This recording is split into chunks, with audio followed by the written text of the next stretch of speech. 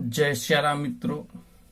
धनुष यज्ञ क्या था और यह क्यों किया गया, किसने इस यज्ञ का आयोजन किया और यह यज्ञ को सफल होने में क्या दिक्कत आई और किसने इस यज्ञ को पूरा किया और अंततः इसका क्या शुभ परिणाम हुआ, यह सब जानने के लिए आज हम आपके सामने एक छोटी सी जानकारी लेकर आए हैं।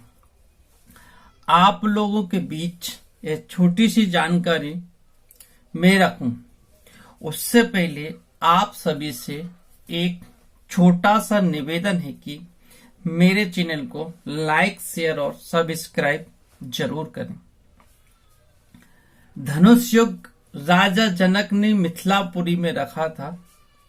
जब मिथिलापुरी में ऋषि विश्वामित्र राम और लक्ष्मण को लेकर यज्ञ मंडप में गए, तब यज्ञ मंडप को अत्यंत सुरुचित के साथ सजाया गया था।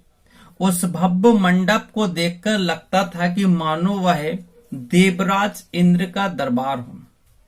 देश देशांतर के राजाओं महाराजाओं को बैठने की अति सुंदर व्यवस्था की गई थी।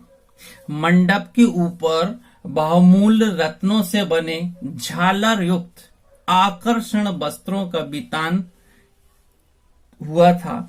बितान के चारों ओर फहराते हुए पताके मिथिलापति की कीर्ति को प्रदर्शित कर रहे थे।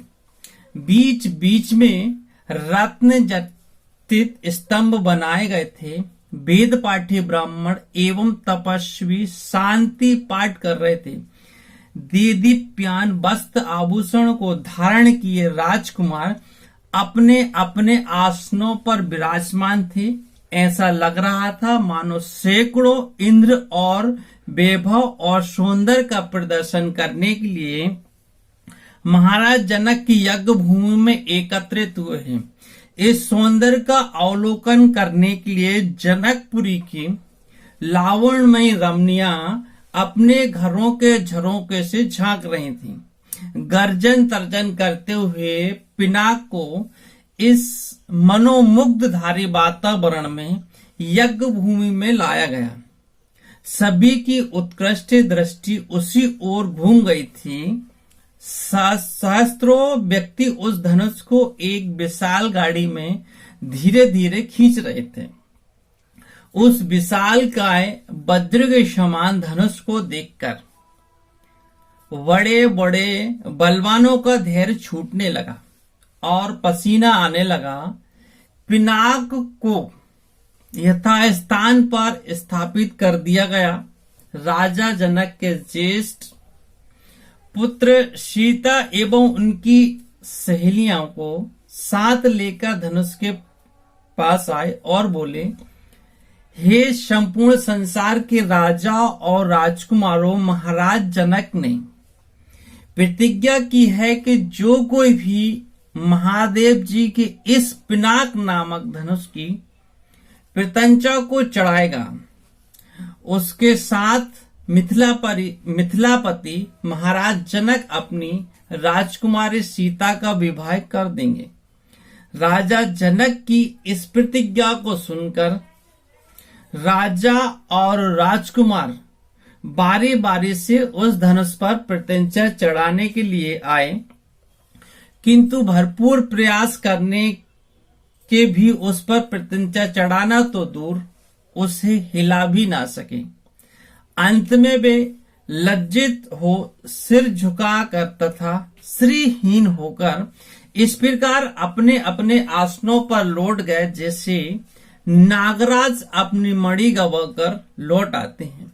इस प्रकार एक एक करके सब राजाओं और राजकुमारों को विफल मनोरथ होकर लौटता देख महाराज जनक को बहुत दुख हुआ। उन्हें बड़ी निराशा के साथ मर्म भेदी स्वर में कहा, संपूर्ण संसार के विख्यात शक्तिशाली योद्धा यहाँ विद्यमान है, किंतु बड़े दुख की बात है कि उनमें से कोई भी पिनाक पर प्रत्यंचा नहीं चढ़ा सका। उनकी इस असफलता को देखकर ऐसा प्रतीत होता है कि पृथ्वी सूरवीर क्षत्रियों से खाली हो गई। यदि मुझे पहले से ज्ञात होता कि अब संसार में वास्तव में कोई क्षत्रिय योद्धा नहीं है, तो मैं ना तो धनुष यज्ञ का अनुष्ठान करता और ना ही ऐसी प्रतिज्ञा करता। लगता है कि मेरी पुत्री सीता आयु पर्यंत कुंवारी रहेगी। परमात्मा ने उसके भाग्य में विवाह नहीं लिखा है। महाराज जनक की यह बात सुनकर उन सभी राजाओं और राजकुमारों ने, जो अपनी असफलता से पहले से ही लज्जित रहे थे, क्षुब्ध मन से दृष्टि नीचे झुका लिया। राजा जनक के द्वारा की गई इस भर्त्सना का उनके पास कोई उत्तर न था, परंतु अयोध्या के छोटे राजकुमार लक्ष्मण को मिथिलापति के द्वारा समस्त क्षत्रियों पर लगाया गया लांछन सहन नहीं हुआ। कुपित होकर उन्होंने अपनी भ्रुकुटी चढ़ा ली और तीखे शब्दों में बोले, हे मिथिला के स्वामी राजा जनक, आपके ये शब्द सर्वथा अनुचित और सूरकुल तथा रघुवंश का अपमान करने वाले हैं। आश्चर्य है कि आपने ऐसे अपमानजनक शब्द कहने का साहस कैसे किया। जहां प्रतापी सूरकुल का साधारण व्यक्ति विद्यमान हो, वहां कोई भी इस प्रकार का तिरस्कार भरे शब्द कहने से पूर्व अनेक बार उस पर विचार करता है। फिर यहाँ तो सूरकुल के मणि श्री रामचंद्र साक्षात विराजमान हैं। आप शिव के इस पुराने पिनाक की इतनी गरिमा सिद्ध करना चाहते हैं।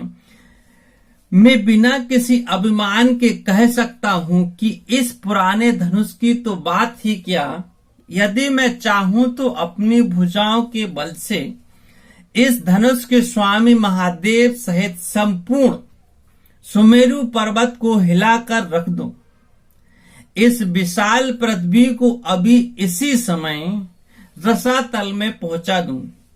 ऐसा कहते हुए लक्ष्मण के नेत्र क्रोध से लाल हो गए, उनकी भुजाएं फड़कने लगीं और उनका संपूर्ण शरीर क्रोध की ज्वाला के कारण थर थर कांपने लगा।